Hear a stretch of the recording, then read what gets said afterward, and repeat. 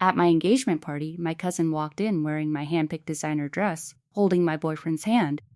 "Surprise!" she laughed. "We are flying to Vegas tonight."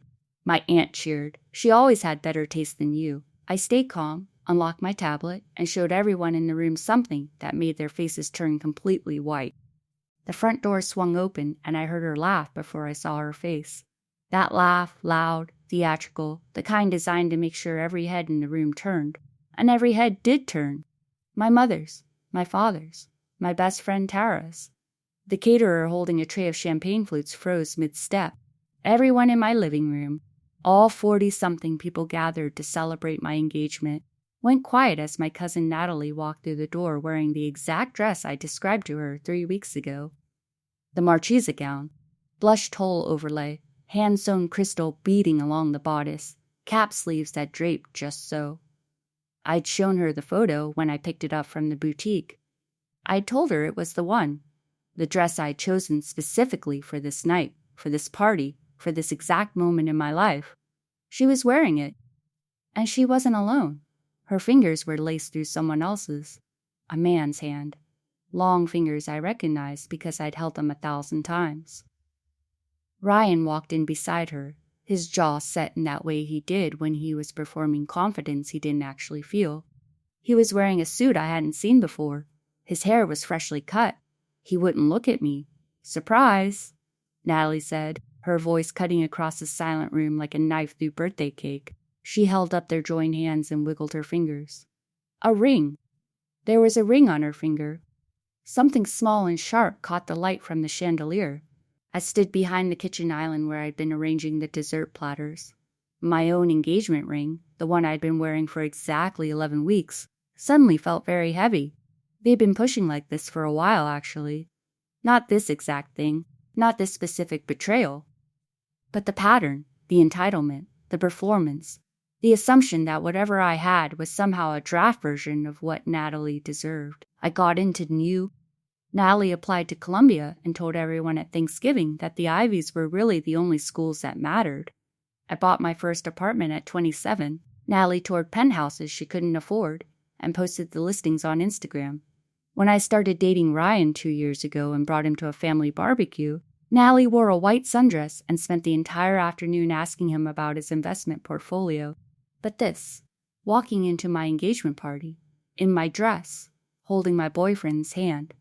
No, not boyfriend. Fiancé. He was still technically my fiancé. My Aunt Diane came in behind them. She was wearing her good jewelry, the diamond earrings she saved for occasions she wanted people to know she considered important. She set her purse on my entry table like she owned the hallway and scanned the room with that particular smile she used when she believed she was delivering a coup de grace. "She always had better taste than you," Diane said, loud enough that it wasn't a whisper and wasn't quite a shout. Just that perfectly calibrated volume of a woman who had practiced cruelty in front of mirrors. She looked at me when she said it, but she was performing for the room. My Natalie knows quality when she sees it. The room didn't breathe. I watched my mother's face cycle through confusion, recognition, and then something close to grief. My father set down his glass of scotch very carefully, the way he did when he was about to say something he couldn't take back. Tara's hand found my arm under the counter. "Don't," Tara whispered. I didn't need the warning. I wasn't going to make a scene. Not the kind they expected. See, there's something people like Natalie and Diane never understand about me. They mistake quiet for weakness. They read patience as passivity. Every time I didn't fight back at Thanksgiving, every time I smiled through Diane's comparisons, every time I let Natalie's little performances slide, they took it as confirmation that I couldn't fight. That I didn't have teeth. They were wrong about that. Ryan still hadn't looked at me. He was staring at a spot on the wall above the fireplace like it owed him money. Natalie was glowing. She had that look she always got when she thought she'd won something, chin slightly raised, shoulders back, the tiniest smirk pulling at the corner of her mouth. She wanted me to cry. Or scream. Or throw something. She wanted the performance of being destroyed so she could play the victim later. "We're flying to Vegas tonight," Natalie announced to the room. She squeezed Ryan's hand. "We wanted to come say goodbye first." She said it like it was generous, like they were doing me a favor. "Goodbye?" my mother said, finally finding her voice. Natalie, what is happening right now? What's happening is my daughter found her happiness, Diane said, sliding up beside Natalie like a handler flanking a prize horse. And I think it's beautiful. She's wearing Nina's dress, my father said. His voice was flat and heavy in a way that made Natalie blink. Oh, this? Natalie looked down at herself and did a little spin. The tule caught the light. I had it remade. My seamstress is incredible. I showed her the photo Nina sent me, and she had it ready in 10 days. It's actually a better fit on me. The original was a little loose in the bodice, right, Nina? I didn't answer that. Ryan, I said. Just his name, even in level. He finally looked at me. There it was. That micro-expression I knew intimately. The one that said he knew he'd made a terrible decision, but had committed too far to reverse course. I'd seen it when he bought the wrong car, when he took the wrong job, when he told his mother we'd come for Christmas and then realized he'd double-booked with my family. Ryan was a man who handled mistakes by accelerating through them rather than correcting them. Nina, he said, I was going to call you. You were going to call me. It happened fast. The room was watching us like we were a nature documentary. Predator and prey, except nobody could quite tell which was which. How long? I asked. Not because I needed to know. I already knew. I had known something was off for about 6 weeks. The phone always faced down on the nightstand. The sudden interest in going to the gym at odd hours. The way he'd started saying we should talk and then never talking. It doesn't matter, Natalie cut in. I wasn't talking to you. Natalie's smile flickered. Just for a second. She wasn't used to me being direct. Nobody in that room was. 2 months, Ryan said. At least he had the decency to look sick about it. 2 months. So it started right around the time I said yes to his proposal. Right around the time I put the deposit down on this party. Right around the time I started making plans for a life that he was already dismantling behind my back. Nina, honey, Diane said, taking a step toward me with that poisonous sympathy she did so well. I know this is hard, but sometimes things work out the way they're supposed to. Natalie and Ryan have a real connection. You'll find someone eventually. I let that hang in the air for exactly 3 seconds. Aunt Diane, I said, do you remember about 4 months ago when you asked me to help you with some paperwork? Your rental properties? Diane's expression shifted, just slightly, a shadow crossing behind her eyes. What does that have to do with anything? I'm just asking if you remember. I don't see how that's relevant. It's relevant. I reached behind me to the small shelf where I had left my tablet charging. I picked it up. Tara's hand tightened on my arm, then let go. She knew. She'd been with me when I found it. She'd been sitting on my couch eating Thai food when I'd scrolled through those files and said, quietly, oh, that's what they've been doing. I unlocked the screen. So here's the thing, I said, and I wasn't performing. My voice was the same level it had been since they walked in. When Aunt Diane asked me to help organize her financial records, she gave me access to her cloud drive, all of it. She said she didn't understand the filing system and needed everything put in order, which I did. I'm very thorough. Diane's face had gone the color of old paper. Nina, she said, whatever you think you saw, I don't think I saw anything. I know exactly what I saw, and I made copies. I turned the tablet around so the screen faced the room. The first document was a tax filing from 2019 that showed rental income about 60% lower than the actual rent payments she'd received. I knew the actual numbers because the lease agreements were in the same cloud drive. She hadn't even put them in a different folder. That's her rental income versus what she reported to the Ayers, I said. For the last 5 years, nobody moved. Diane's mouth opened, but nothing came out. I swiped to the next screen. This one was a series of Venmo transactions, screenshots I'd taken before she could think to revoke my access, showing regular payments from Natalie to a man named Gerald Forsyth. These are payments Natalie has been making to Gerald Forsyth. Gerald is, and this is the interesting part, a county assessor, the same county assessor who approved Aunt Diane's property valuations at roughly half their market value consistently for 4 years. Natalie's hand detached from Ryan's. It happened so fast, it was like a reflex. She took a half step backward. You can't just, those are private. They were in a shared drive that you gave me access to. Voluntarily. She was supposed to organize files. Diane shouted. The performance was gone. Her voice was raw and cracked at the edges. Not she wasn't supposed to look at. I organized everything, very neatly. By year, by category, by liability. You're welcome. My father picked up his scotch again, took a long sip, put it back down. His expression hadn't changed. He was a tax attorney. He knew exactly what he was looking at. Diane, he said calmly, that's tax fraud. It's a misunderstanding. It's about $200,000 of unreported income over 5 years. Frank, and the assessor payments. That's bribery. The room had turned into something else entirely.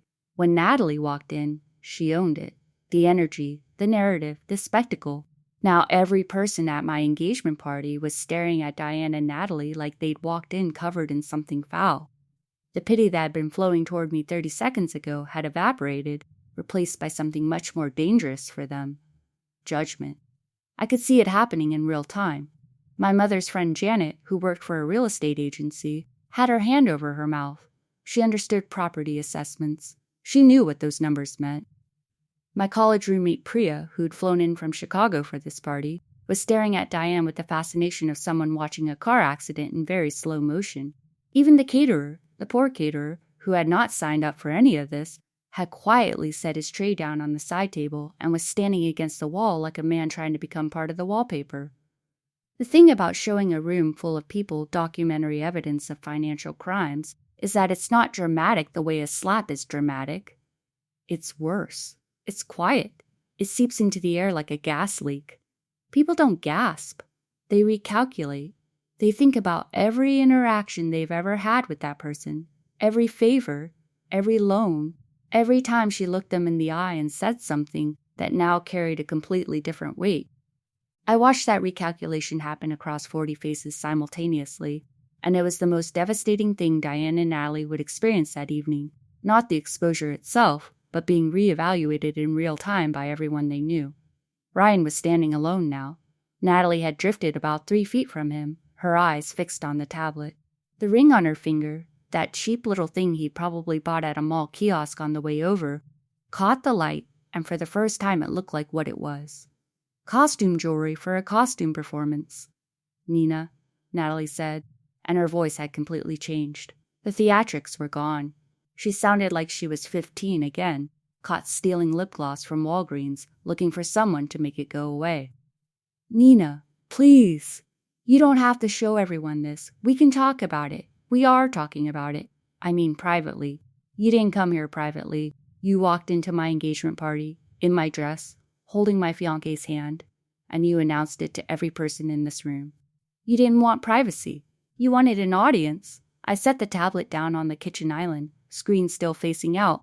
Now you have one. Diane grabbed Natalie's arm. We're leaving. Great idea, I said. You won't. You can't prove any of that, Diane sputtered. She was already moving toward the door, dragging Natalie beside her. Her purse was still on my entry table. She snatched it up with her free hand. I already have copies with my attorney, I said, and with my father. Diane looked at my dad. He gave her a very small nod. It was the kind of nod that ended things. Not aggressive, not vindictive. Just, I've seen it, and it can't be unseen. This is theft, Diane hissed at me. You stole those files. You gave me login credentials and asked me to organize your drive. It's in a text thread with timestamps. I have that, too. The sound Diane made was somewhere between a gasp and a swallowed scream. She pulled Natalie toward the front door. Natalie went without resistance, which was maybe the most telling thing of all. The girl who'd walked in like a conqueror was now being herded out like someone fleeing a building fire. At the door, Natalie turned back. She looked at Ryan. Ryan was standing exactly where she'd left him, in the middle of my living room, surrounded by my family and friends, in his new suit with his fresh haircut, looking like a man who had just realized the lifeboat he'd jumped into was sinking faster than the ship. Ryan, Natalie said. Come on, we have to go. He didn't move. Ryan, I think, he started, and then stopped. Swallowed. I think I need to stay and talk to Nina. Something happened on Natalie's face that I'll remember for a very long time. It wasn't heartbreak. It was the realization that she'd been the backup plan's backup plan. Ryan hadn't left me for her. Ryan had left me because Ryan was a coward who let momentum carry him into bad decisions. And Natalie had been the momentum. Now the momentum was gone, and he was standing in the wreckage trying to figure out which direction gave him the best odds of survival. "Don't bother," I said to him. He turned to me. "Nina, no, you don't get to do that. You don't get to watch them implode and then pivot back to me like I'm the safe option. I'm not your safe option. I'm not anyone's backup. You made a choice. You made it 2 months ago. You came here tonight to show me that choice. And you showed me. I believe you. So go. I'm not going with her. I don't care where you go. But you're not staying here." The silence after that was the loudest thing I'd ever heard in that room.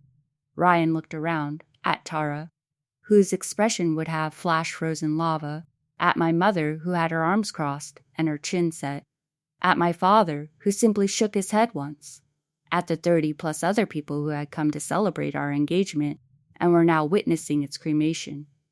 He left, not through the front door where Natalie was still hovering, frozen in the threshold like she'd been turned to salt. He went out the back, through the kitchen, through the patio door, into the yard. I heard his car start about 90 seconds later. He didn't take anything. He didn't say goodbye. Natalie watched him go. Or rather, she watched him not go to her. Then she looked at me one more time. I expected rage, or tears, or at least one more performance. But she just looked hollow.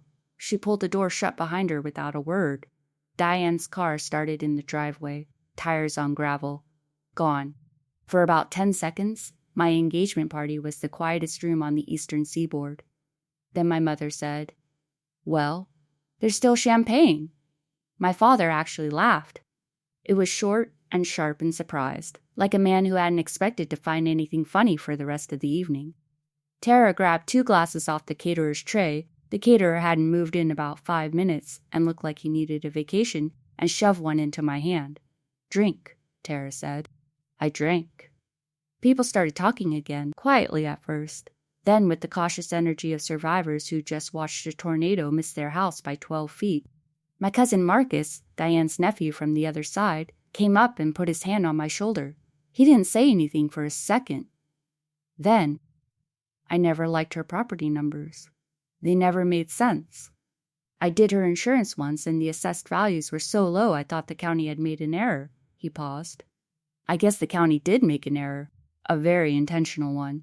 My mother's friend Linda said she'd always thought Natalie was a piece of work and then immediately apologized for saying it at my engagement party, and then said it again louder. My Uncle Richard, who was technically Diane's brother-in-law and had driven an hour and a half to be here tonight, went to the bar and poured himself something significantly stronger than what he'd been drinking.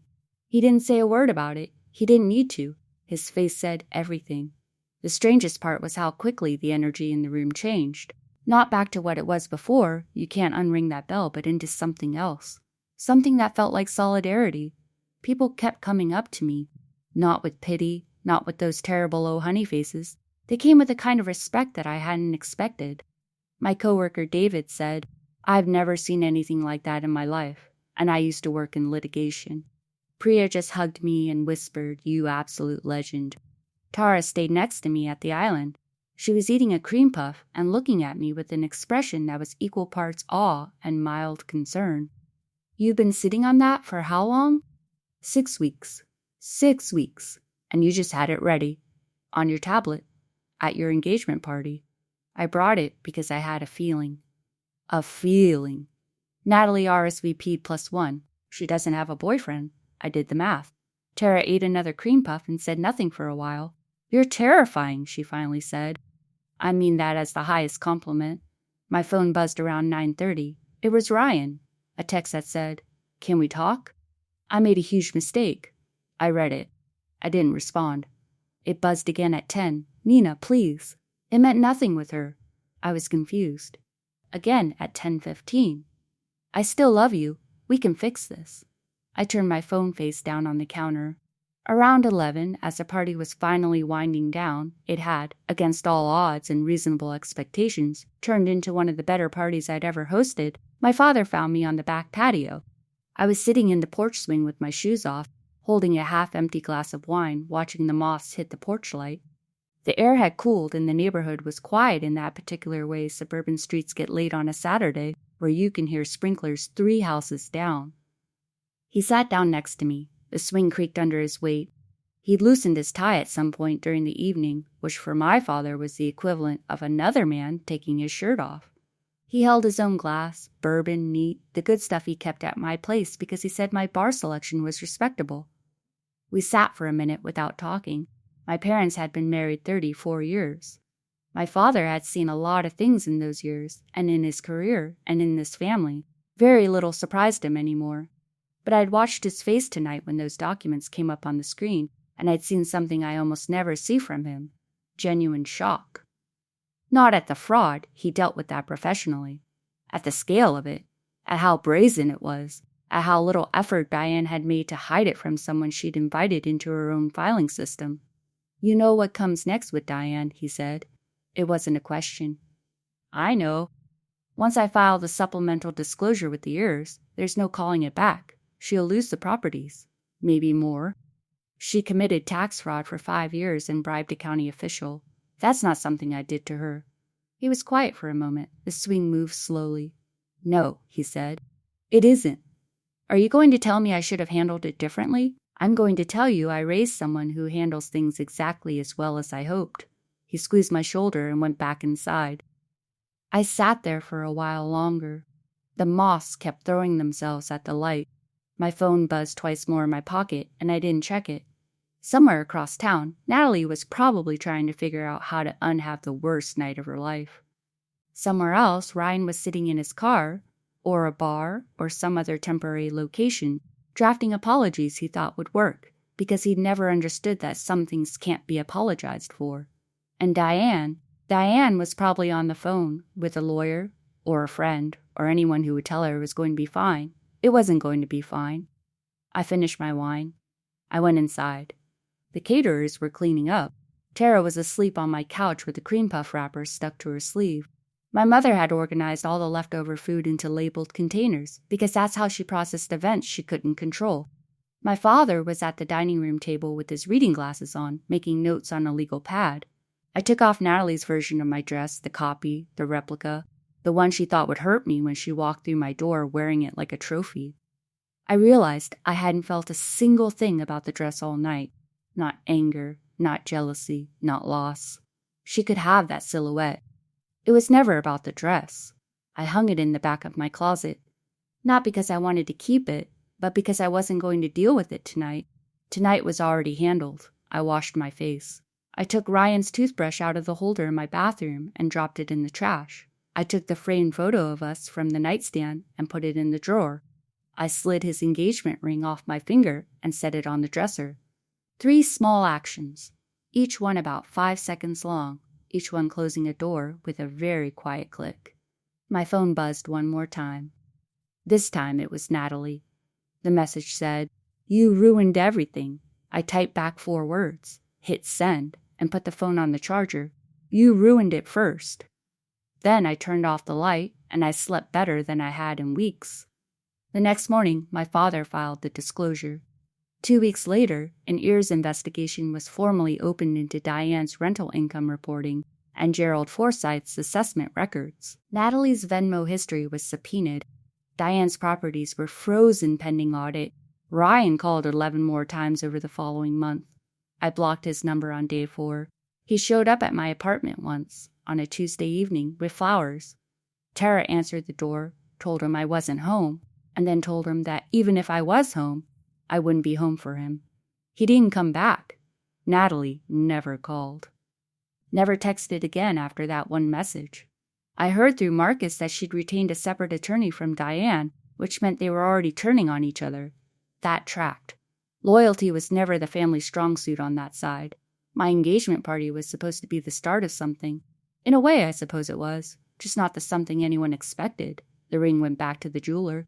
The wedding venue deposit was non-refundable, so I used the date for a dinner party instead, same guest list, -3. Tara gave a toast. My father gave a toast. My mother brought labeled containers of food again. I wore a new dress, one that nobody had ever seen before.